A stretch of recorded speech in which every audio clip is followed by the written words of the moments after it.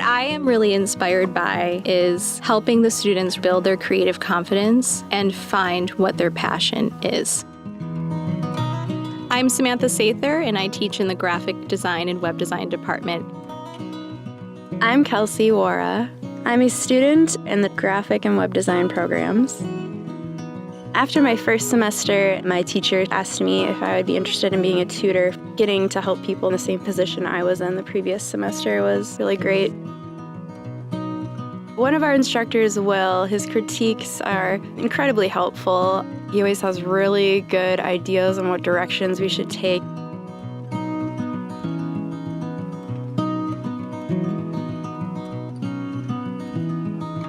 Design is just a great melding of art and science and writing and engineering.